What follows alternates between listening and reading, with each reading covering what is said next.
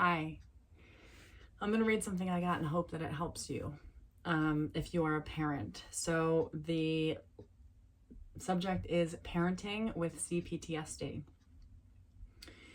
And I want to say I wish that I would have had parents that would have reached out to somebody in this way and asked these questions. So first and foremost, it's an honor to be here for this question. And I think it's great that a parent would ask this on behalf of their kids. So she says, I just finished watching your video on dealing with our kids' emotions and I feel such guilt. I can't stop crying. I read so much on becoming aware and facing myself. I am in therapy and I try my best, but I actively avoid videos on children like this. I know the yelling, screaming, impatience, and shutting them down causes them as much pain as it caused me as a child. So much so I don't even remember most of my childhood, but it reflects in my overreactions and constant attachment cries. To think I'm doing and have done to them what was done to me hurts my heart. Worst part is I don't know how to stop. I don't yet know how to hold on to my emotions and be with them without wanting to break down and beg for someone to save me. That line is the reason that I chose to share this question, because I don't always share what I receive and I don't always respond to what I receive, but I think this is a collective thing, which we're going to talk about in a minute, this concept of somebody, begging for somebody to come save you. Actually, I'm going to talk about it right now. Somebody just was talking to me about how her daughter is looking for somebody to save her financially because she's a single mom. And the person who wrote this letter is a single mom of 3. I was a single mom of 2, and I don't know about what happens as far as like what kind of support other single moms get, but I was not like a 50-50 split with like family support and talking to the guy that I had kids with about our children's well-being. Like, that is not how it went down. It was unnatural, dirty, dysfunctional. Okay, so single moms shouldn't be a thing. We're not meant to do that. And I think for a lot of years I prided myself in I could do it, but now I am wiser and older, and I think just because I can do something, why the hell would I? And I'm not saying like, what I'm saying is this concept of like, ooh, independent woman, like hear me roar. Like, no, dude, women need to sleep. We don't need to be roaring all day, right? Like, we are birthing babies. We need to be resting. And I always used to say, like, I am a woman and you don't need to hear me roar to prove it. And I think that being a single mom in some way, even though the circumstances ended up like that, I also, it was set up like that by me, by the cosmos. And there was an element of my personality that thought, because I can do this, this makes me something. But that, whatever that something I thought that it was, is not sustainable. And it's not necessary for me to be that thing, right? Like, being the perfect single mother, it's just, your kids aren't going to be necessarily super balanced. It's just how it's going to be, right? If you're a single mom and you're already in the flip-flop in your mind, trying to do your own healing work, thinking that your kids are going to grow up and be super safe, happy, amazing, and like never in the danger zone in their minds is unreasonable. Okay, if you're a regular mom who has a partner at this point, I realize it's unreasonable to assume that you can do it right and have your kids grow up and think that it was great and they're healthy and it's all good. So putting a lot of pressure on yourself as a single mom to be perfect could be also the reason why you are jumping to basically, when your children reflect you that they're people and they're not perfect, if you have a tendency in your mind to, because you are written off for being a person and not perfect, to do that to yourself, you're going to subconsciously do that to your children.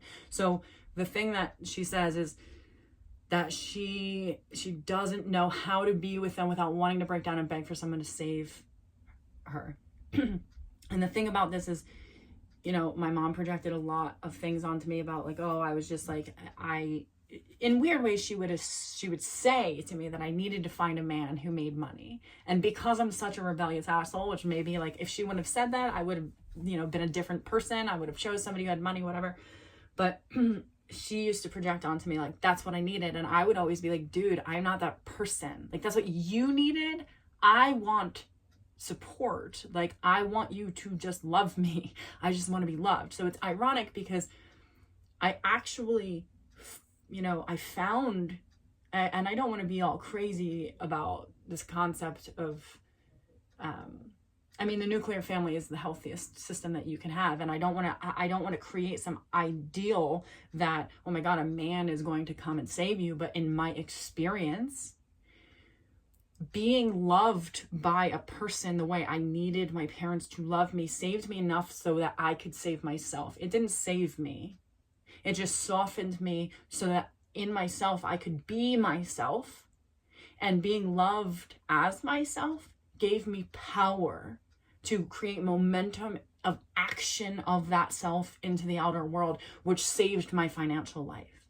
So I didn't get saved by this person who came in and said, oh, I'm going to take care of your kids. I'm going to give you all this money, blah, blah, blah. No, I was saved by true love, by somebody who wants me more than he's whipped by me, right? Like there's this tendency in this Germanic woman space that I was like raised under, that a man is inevitably going to be disloyal and you have to whip him.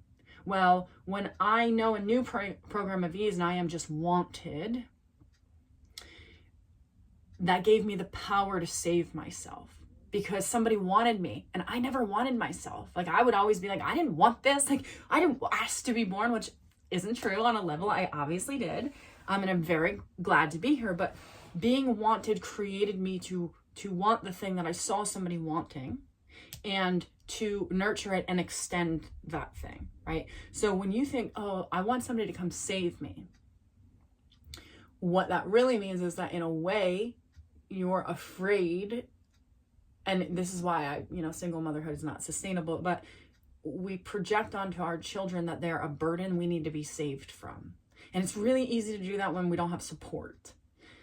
But they feel that, and in a way our children are our saviors. They are the person who's going to love us through and through, who's going to shut down for us when they shouldn't, who's going to love us when it'd probably be safer for them not to, right? Like the kind of love that you're actually wanting is in those faces that you reject because they're not helping you pay the bills, or they're bringing up for you aspects of self, depending on their personality, of aspects that you hate of yourself or aspects that you want to protect of yourself. And either way, you're going to feel fierce in the presence of them if you are not stable in your own mind enough to, this is why I think it's important that kids have two parents, so their parents can look at each other and go, okay, we're both here and we both see what's going on, instead of this when it's just you as a single mom. And I know this like the back of my hand and every crevice of my mind. It's the flip-flop of like, I'm literally doing it all. And I am the savior, the demon, I'm everything in this mix. And how do I make this stop? Like, if I could just make it stop, then I would feel safe enough to safely raise these kids, right? So she says, my body aches and my stomach turns and it feels like I'm dying or being burned alive by my painful emotions. I know my children have been emotionally hurt by me. It's hard to be loving when I cause them pain. Again, it's probably, I see the inner defense and the psychological nature of somebody who is sitting back and saying, I am seeing their pain that I have caused them every time I look at them. So it's hard for me to love them because they reflect to me my own pain projection. And I don't want to, and I can hear the nuance of, I don't want to like psychologically damage them by like being loving after I've caused them pain. That was a huge thing with my mom. She would beat me and then she would say, I don't know why I do this. I'm sorry. And then she would also tell me I've never been beat in my life, because to her, bruises didn't count or being locked up didn't count, right? Like she saw her father bloody her mother and put her in the hospital and literally like make it so that she couldn't walk, right? So she's not wrong. She says, you don't know what it's like to be beat. Okay, well, I know what it's like to be hit numerous times, not know what it's for, be thrown into a room, have to lay there and cry by myself, and then have somebody come in and sob at my bedside, begging me for an apology, begging me to tell them that I love them, and tell me that it's their blind rage and they can't help it, and they're really sorry. And then it would be really nice for a while, right? I would get lots of gifts for a while. So that was an interesting part of the whole cycle was, okay, finally it's over. I'm going to get gifts for a while, but then it's always like, when's it going to happen again, right? So it's probably, it's safer for your children to say, it's hard to be loving when I cause them pain, but on a level of your own self-healing, you have to be willing to love on the pain that you caused in a strange way. Like, birth itself is a pain. It's literally painful for both mother and child. And there is some part of a mother's instinct that has to love that process enough for it to be worth the pain, right? And then once it's over, it's over. But once you say, I have done this thing, you have to be willing to really look at that being that is behind the pain that you've caused and say, I recognize the pain, but I am willing to see you still in there as the resilience behind that pain, and I love you, right? Because to say I'm going to withhold love because I've caused them pain, that is a wildly narcissistic trait, right? And I get I'm going to hide back here because I don't want to be a monster and cause them pain, but that gives children nothing to connect to, right? And when we don't come to the forefront of our being to connect to our children, their problems are always going to get into us, and we're always going to want to externalize and say, like, you're the problem, right? Because we're so far into ourselves, it feels like they're caving in at us instead of like, okay, I'm here to meet you where we are. So she says, I feel I want to like be loving, but I feel uncomfortable, so I stay stern. Or I can give kisses and hugs, but receiving that from my boys feels just as uncomfortable. There's a lot here too about, how you were raised as far as like gender and projections of sexuality that I hear going on. But yes, receiving in general to somebody who is saying like, I cause pain. I don't basically deserve to receive, even though I can intellectually assume that I deserve to receive, and that's why I'm causing pain. You stay stuck in the program of, I don't actually deserve to receive. So if my boys are actually kissing me or giving me affection, now I feel dirty. I feel like that's like something that's bad that we're doing, because it's a program that's like based on a transactional reception instead of true reception, if this makes sense. So my feeling is that just because they're boys, there's that sense of transaction there somehow. And then she says, how can I be okay with this reality? How can I be okay that this will take time? And that's a big thing. It's super annoying to have to take time. We're only going to be in time in this body this one time. And we have the whole time to figure it out. But it does take time, and it's freaking annoying if you're an impatient person, especially if you're a person who thinks you understand patterns, but you cannot embody them. Things take time. Momentum is great, and it builds for sure, and makes time go faster and easier, but things take time. My oldest client is in her 80s, and she's still doing self-work. Your patterns are probably always going to be your patterns. They're just going to be further out from the narrowing of the inner world that they started in, if that makes sense. You're going to get further out from the foundation of those patterns. That doesn't mean they're going to be as dense as they were, the patterns that you're trying to get out of. So things are going to take time, right? That's annoying. How do you be okay with that fact? know that it's true. And it's annoying, right? But you have no choice but to be okay with the fact that change actually takes time.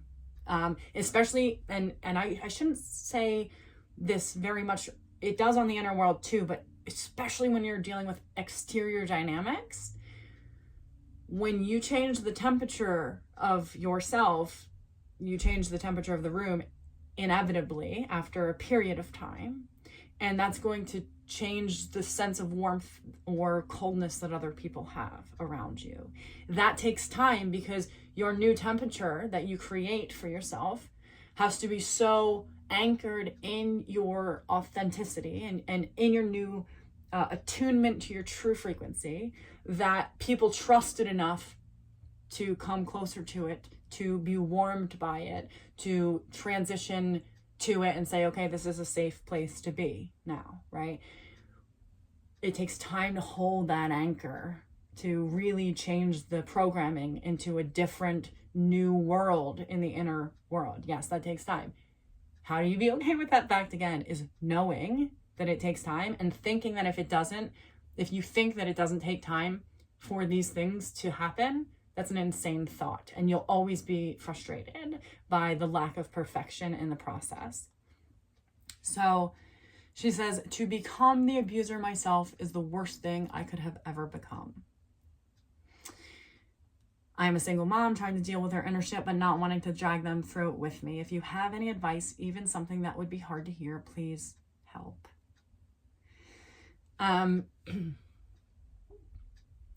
To become the abuser myself is the worst thing that I have ever become. First of all, I want you to read Earn Your Luck, a field guide for living beyond your narcissistic parents' wildest dreams, because in it, I talk a lot about how most of the people that come to me are not actually external narcissists. Some are, which is frustrating, and it's fun to help internalize them so that they can change the pattern, right, from the inside out. But most of the time, people who come to me are, my guess is this person who's writing this isn't abusive to the exterior world. She is to her children because she thinks that they are an extension of her. And that's not true. They have their own lives. They're their own people. They might be your children, but you're just gifted with a sacred right, basically, to love them. These people are the saviors we've asked for. We just think we need somebody else because they're not good enough to save us. That's not true, okay? So we will subconsciously project onto our children that they are the problem, and they will feel that, and they will reflect that sense of problemhood to us constantly, and the whole family will always orient in a crisis way, only connecting when there's a crisis or a problem. So to say I became the abuser myself is the worst thing I could ever become. Most of the people in my demographic abuse the shit out of themselves. And the only reason this person sounds like she's doing this is because she abuses herself in such a way she's not even aware that she does it. So she has an internal narcissist that shames her into being a codependent personality. So she doesn't reflect her narcissism. She doesn't project her narcissism outward. She uses that reflection that she's taken in, and it's like a mirror she holds to herself of these narcissistic expectations and traits from people outside of herself that she then demonizes her inner world and shames it into being this nice codependent for the outer world. So she's holding the programs of both, which I think is inevitable if you were raised by a codependent and a narcissist, right? Like, or if you're in a lineage of such a thing, right? So to become the abuser myself is the worst thing I could have ever become.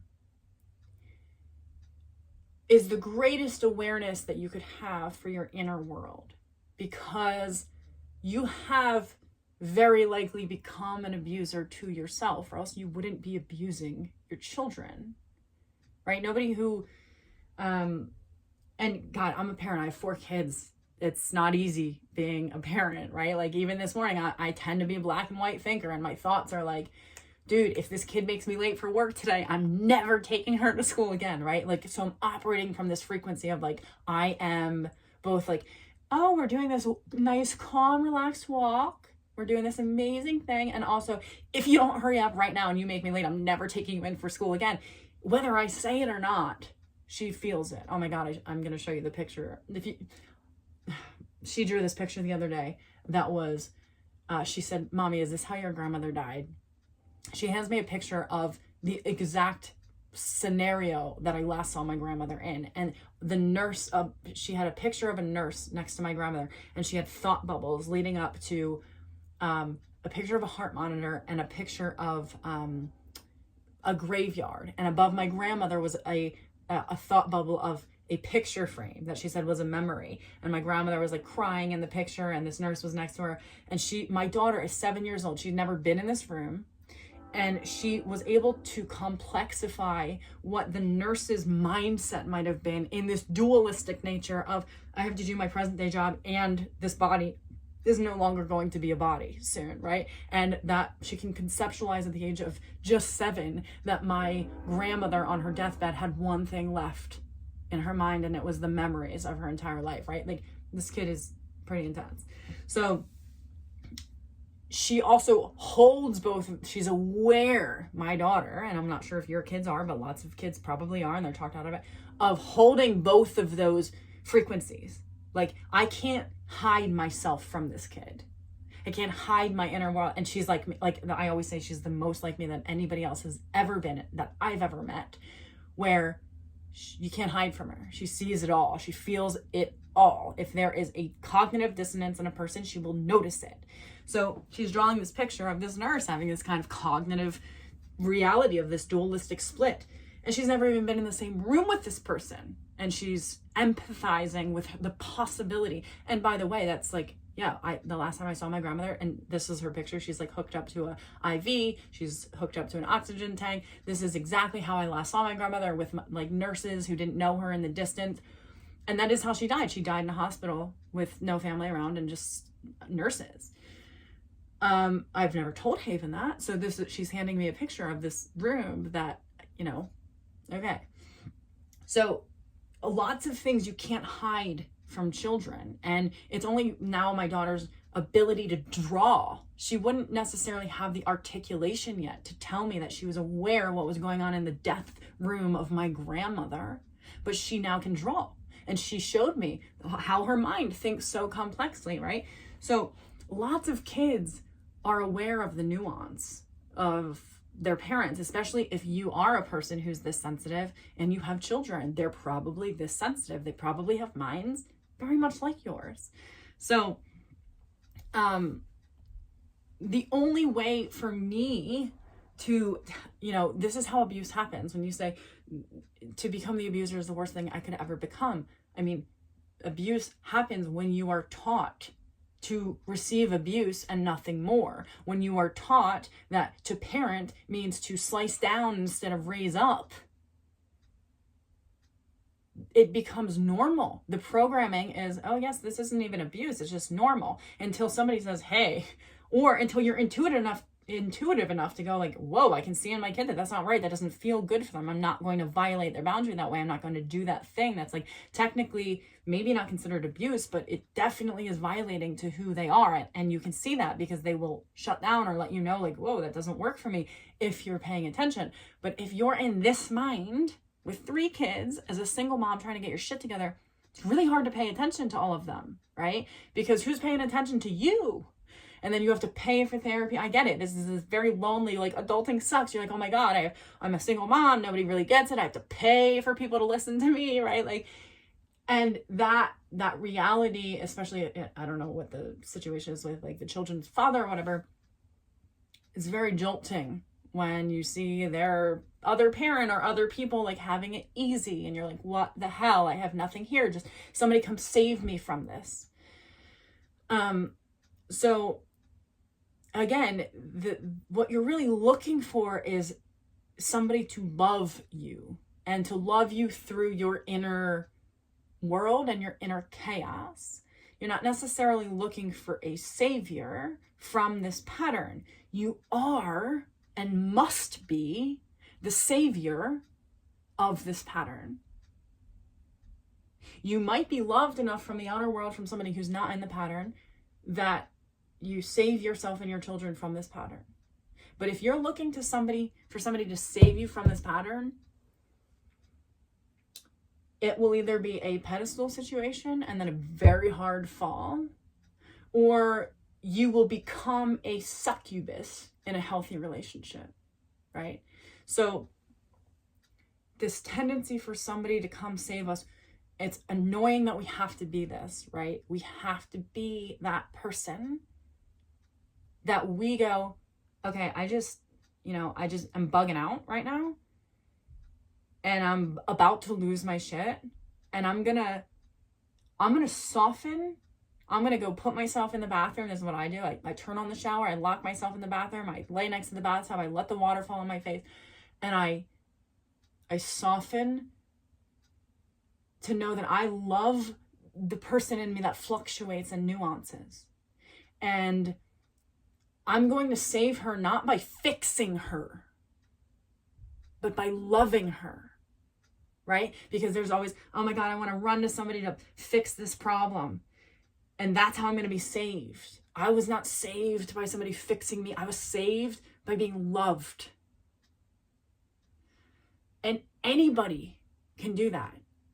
You can find anybody who's, if you are in a right enough mind and right enough program, that you can learn to receive love from somebody who actually loves you. So you think you're going to be saved by a person. You're not. You're going to be saved by love. Your children are not going to be saved by another person who saves you. They're going to be saved by your love, right?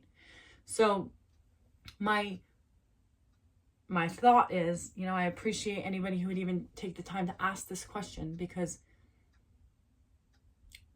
I always, it's funny, I have a 16-year-old and she'll say, you are your mother, which is so random, because I'm like, wait, how does this happen? Like, I've never done any of those things, but of course she was raised in the collective soup of like being surrounded by this. But I always say that I feel so grateful to be able to work with, my mother would never do the work, and I work with my mother every single day in many different bodies. And this is a question she would never have asked. She would have just normalized the behavior and said, it is what it is, and you're going to have to deal with it because I'm the parent. And she wouldn't have seen the faulty nature. She wouldn't have seen her own trauma as the result, or as the cause of the effect she was having on me, right? So read Earn Your Luck.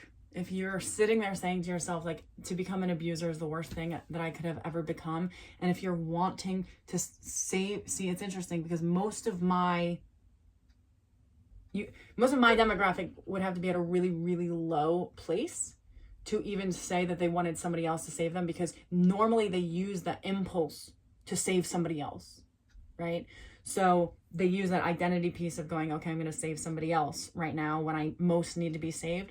But if you have zero energy backing up that tendency to care for, and you say, I really need to be saved, what I really want you to understand is the same sense of love that saves people, that just stays, my daughter didn't get something the other day that she really wanted, and it was from a consequence, and she was crying, and, my mom would have been like, go to your room and like, fuck you, basically. And I just held her hand. I was like, you can be sad. You're allowed to be sad. And the consequence still stands. I'm going to stay here with you while you cry about it. But I loved her through her outburst.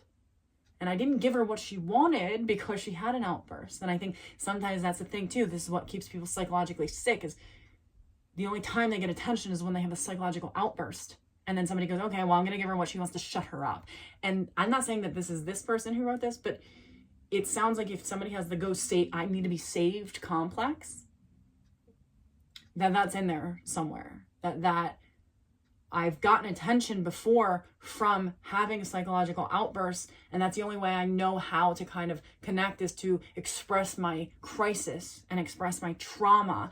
And you're living from a trauma body instead of a truth body, right?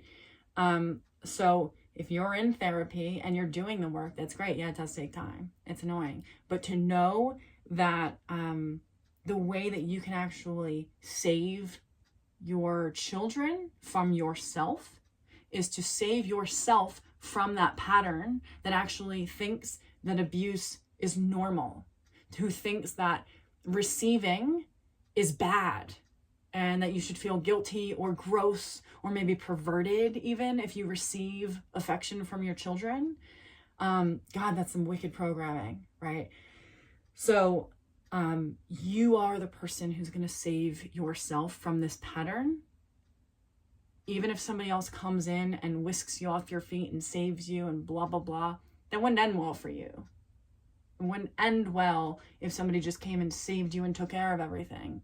You would just be a succubus because then you wouldn't know what your role was, right? So you have a role.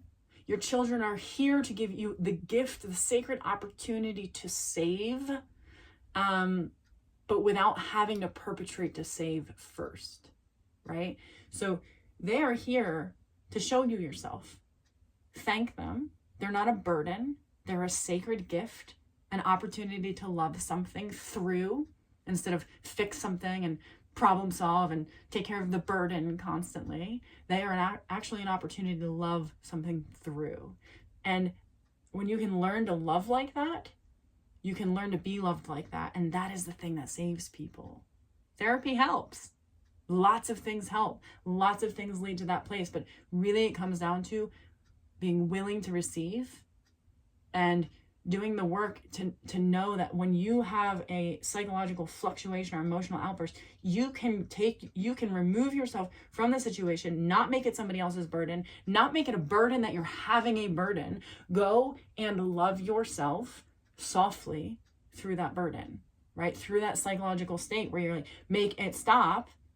You can also be objective to this part of you that's going, make it stop. You can be a layer out and watch yourself do that. And from that place, emit love to the self that is going, oh my God, make it stop, without trying to fix it, but having complete compassion for its desire to make it stop.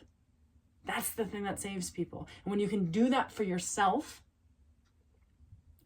you're not going to hit your kids. You're not going to yell at your kids. You're not going to be in that same frequency of fuck you for being a person and not being perfect, right? And for not doing exactly what I need you to do, and can't you read my emotional state, and blah, blah, blah, blah, blah. Nobody else has to read your emotional state. You have to know what emotional state you're in so you can attend to it with love instead of trying to rid yourself of it like you try to rid your children of their behavior, right? So self-work, in my opinion, is about adding to the self, not subtracting the self. And most of the people who come to self-work, we've been taught, oh, we better subtract, we're too much, but blah, blah, blah, blah, blah. In my experience, it's been, oh, I'm going to add to that. I'm going to add softness to this friction I'm feeling. Instead of, I'm going to fight with this friction, I'm going to add softness to that. And that has been the kind of love that I can give myself that saves me enough to not perpetrate upon my children. Though, maybe my children will not have a different opinion. Maybe they see me as that. I'm not sure, but that's my feeling about it. That's my thought about it. And I hope that it's helpful. It's not easy being a single mom. It's not easy being a mom. Sometimes it is, and those are nice times, but to think it's always going to be easy, oh, I have learned that is just to think like things don't take time. It's an insane delusional belief to assume that your kids are just going to grow up, be sane, happy, healthy, because there's a way that you can get it right. It's delusional to assume that is the result of everything that you personally have done or not done. Actually, no, I think that was in my undergrad. They told us a story about two brothers. I'm sure you've heard it if you're into psychological work. Most people don't come to me who aren't already like years down the road, but two brothers who one becomes a CEO of a business and he's wildly successful, has a great family, has everything he wants. The other brother is an addict, ends up in jail, stays in jail for life, and they're twins actually. They had the exact same life experience, and the psychologist said to them, like, well, how did you become this way? And both of them answered the same. I watched my father. How could I not become this way? So one took that, I'm never going to be like this guy, so I'm going to do everything in my power to make sure that I'm not that. And the other person took it like, well, this is just normal. This is just what you do, right? Both of them had the exact same experience, and that depends on the person, like all of the other nuances and pivots of a person's life that one single parent simply cannot control. So we have a lot of power for sure, and we're not the be all end all for our children also. So the place that we could first use that power is to heal ourselves, so that when it does get turbulent with our children, we're not projecting our own shit onto them, which I hear this person wanting to handle. So that's pretty amazing, like wanting to handle it without projecting their shit onto their children, but inevitably knowing that that's what they're doing. And I want to say, like, that's just also normal, right? It's great that you're aware that there's abuse patterns there, but parents inevitably project their shit onto their children. To think that you are a saint and you're not doing that also is delusional, right? Even if you were a saint, you would be projecting your shit onto your children. And maybe they'd be saint-like then, right? So,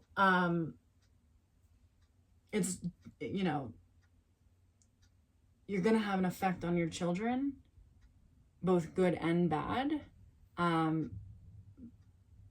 The way to save them is to love them through the effects that you have on them. And the way to save yourself is to love yourself. And that's so annoying. God, if I would have heard somebody say, love yourself, when I was really in the gutter, I would have been like, you fucking have no idea what I'm even feeling like or thinking, right? But there is a way, if you can't love the self, to just see the self without wanting to scratch at the self for being the self, right? Start there. Just see the self without the pathologizing the self and wanting to scratch it for being what it is. Just, okay, I'm going to pull back. I'm going to see this. I'm going to notice what comes up in the space between me and what I'm seeing, because there's a lot of information there, and awareness will do a lot of work there, right? So, and the more you can see, and a lot of people come to me with this like, oh my God, I know everything intellectually, and I can mouth off everything that we're talking about, but they are still mouthing it off, which means they're not really getting it in their body, right? So this is something that we want to kind of get in our body, in which we can go, okay, I see myself here. I see what's happening in my body here. And I'm going to be aware of that with compassion and without resistance to what is. And when I can do that, then I'm closer to a person who could love the self that is, because I'm not scratching at it, telling it what not to be. So, all right, this was pretty long, but I hope it was helpful.